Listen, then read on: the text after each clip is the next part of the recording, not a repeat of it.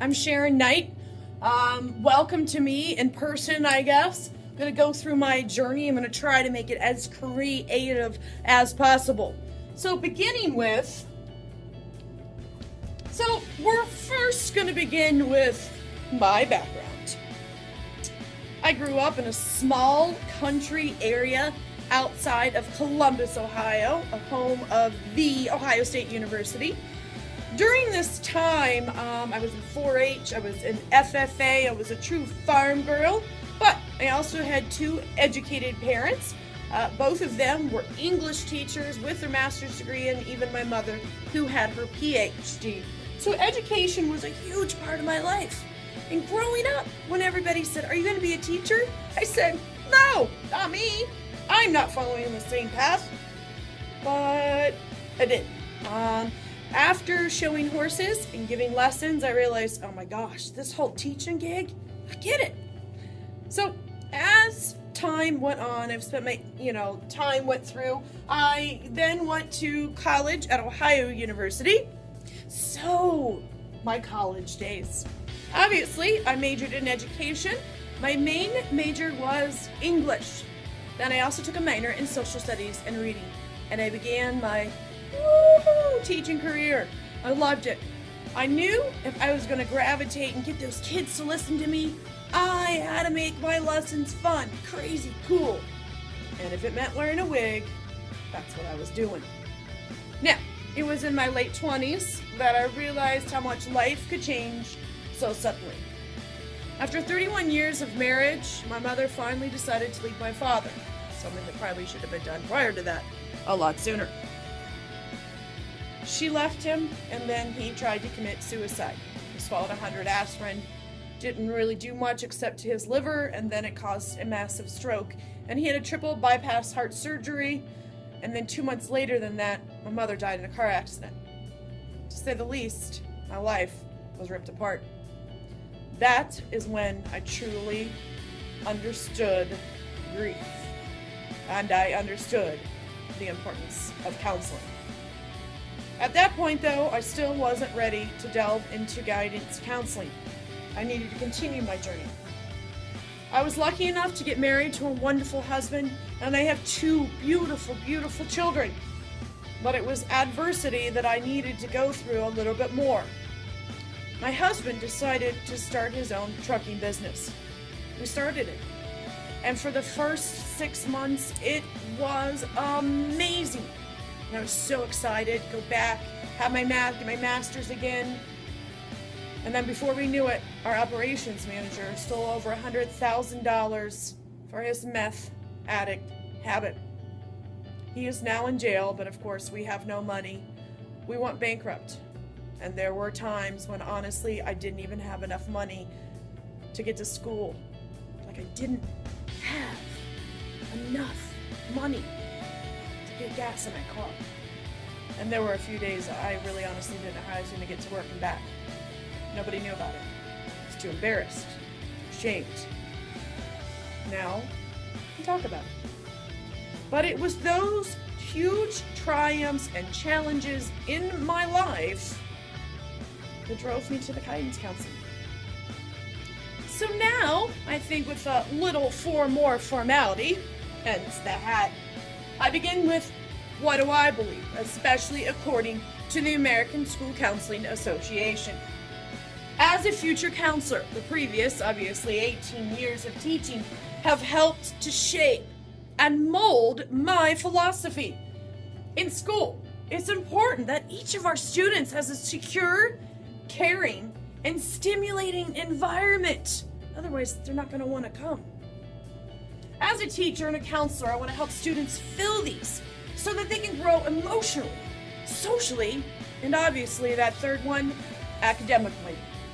It is important for every counselor to remember that each can bring something unique, especially to the school, and I mean each student, and most importantly to the world.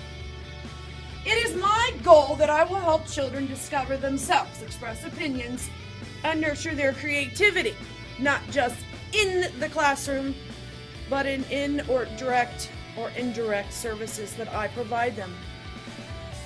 as a counselor in the classroom, I'll recognize, obviously, there are various abilities and learning styles. And as a counselor, I want to make sure that each and every one of the teachers understand how to do the same. I want to give children the tools to feel capable and successful. I want to have a curriculum that interests and makes learning relevant to their future.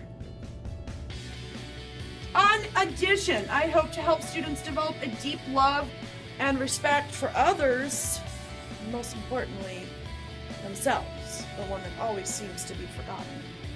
I hope that my students understand that learning is a lifelong process for them and for me. I want to make sure that they understand, my administrators, my teachers, and my students, that just because I've done this for 18 years, I certainly don't know everything. In fact, some days I feel like I don't know anything at all. It's going to be very important as a future counselor that I continue to professionally develop, that I continue to push myself, make myself better, so that I can expect the same out of my students. It is through these philosophies that I hope each of my students reach their fullest academic, social, and emotional needs and their dreams. One of the biggest parts of counseling that I've seen through all my years of teaching is that management agreement. It seems to be lacking. There is a very great management agreement that's put out through the ASCA. And in that management agreement, it is very important that each counselor, along with the administration, figures out exactly how they're going to be planning. And I don't mean just planning with individual students. It's a no-brainer. But that means also delivering the guidance curriculum. So very important. The other part, the one that I think gets missed the most, is the amount of time spent on responsive services. Responsive services. You are looking at the immediate concerns of those students. You're dropping everything for the students. Just recently, one of our counselors here found out a few weeks ago that during the school year, he would turn away parents that came to see him. He would tell the secretary he didn't have time for them. Not that there was a student with him, but that he was too busy, had other paperwork to do. I just couldn't believe it. Instead of making me mad, it just made me sad, because those were the parents that came in that were concerned, that were trying to bridge that gap between their child's success and the school's success and trying to make it better. And the one person they thought would talk to them and answer them and help them turned them away. And the saddest part of that story is it wasn't just one parent, it was numerous. And then the last one, and I realized when you look at the percentages, okay, and I spent most of my time at a middle school level, that most of the time, or the least amount of time, is in the middle or junior high level. 10 to 15% of that time is spent actually with system support, collaborating with your peers, figuring out what's wrong, what's not wrong. Shouldn't that be really important, 10 to 15%? I see counseling departments just kind of work on their own. Each individual counselor even just working on their own. There's no collaboration, there's no talking. There doesn't even seem to sometimes be collaboration between the school support, the administration, and the counselors. A very extremely lacking part to make any guidance program successful. If a guidance program is successful, the school is successful. That's my belief. You know, through this journey, one of the biggest regrets for me was after going through my internship, I'd wish I had been able to also leave the school that I teach at for my practicum to go somewhere completely different.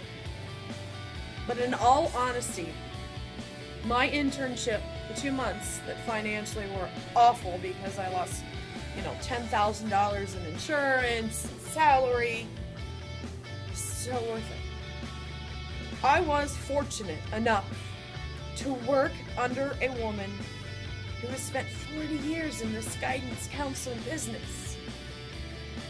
And she brought to me something that closes my gap in this education that I have received. And closing that gap is, what did I do? Did I, know now that I did it?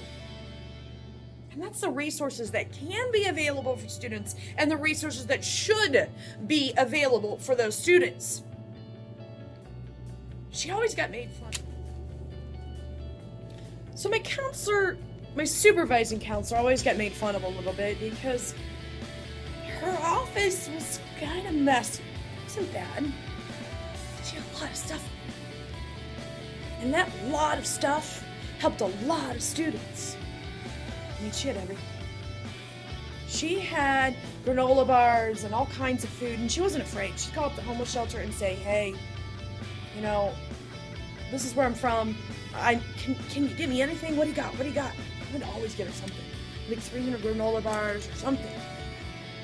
Because what would happen is we would have students who would be late coming in school because family problems, didn't want to come to school, so they missed breakfast. Didn't want to be there at school, most likely. And so we needed to give them something to eat. We needed to talk to them. We needed to get them going. Something so little, but it was so important. We had binders, pencils, crayons, pouches, and rulers, and glue, and scissors, and candy. We had everything. We had underwear, shirts, pants, shorts, gloves, mittens. This is a 5th, 6th grade building. This wasn't an elementary school. We had it all. She had it. That is the biggest thing that I have learned in this entire thing. Because I had never, ever seen a counselor do that before. I had never thought of some of the stuff she had. It was so good for the students. They knew where to go. In fact, the other 2 counselors would always go to her too. She had it all laid out. She had everything. And if she didn't have it, she was going to call somebody and get it. Joann Fabrics. She would call them. She literally just called them out of the blue. Said, you got anything for me? I need something. What'd they do? They ended up donating to her like 50 of those blankets. Those blankets that you can tie together with your hands. So she'd have a group of students who were part of a counseling project group who wanted to help. And they would help put those blankets together. And so then what we would do is give those to students that were in a critical situation. Perhaps maybe their house burned down, they were removed from their house, they were in a homeless shelter. Whatever the situation may be, we had those ready to go. We had backpacks ready to go with binders in it. And inside those backpacks were pencils and erasers and notebook paper, everything. It was awesome. Yeah, we had a couple students that would kind of step over the bounds and try to be in there too much, and you just had to say enough is enough, and if you're losing it, don't lose it anymore, because we're not an endless store. So yeah, I couldn't have that. But those resources have pushed me and opened my eyes to realize what should be in our schools for our students. I don't care what school you're in. I don't care if it's a big school or little school. You're always going to have kids that need you and need your help. And you need to be ready there all the time, ready. And having those resources and finding grants to get those resources is what it's all about. And so I come to the end of my presentation and I type the end, and no, it's not the end, it's just the beginning. So excited, so hungry for a job. Oh, I put out so many interviews. So many resumes. We'll put out resumes and not. Finally this morning, got an interview. Keep my fingers crossed. Always good experience though. I hope each and every one of you also get a counseling job if you're not already in one. This has been a long couple of years. I've worked really hard, as I know you guys have too. And so my journey of this part of the American Public University ends, but it's opened my door to a whole new world, I hope, in education. Thank you.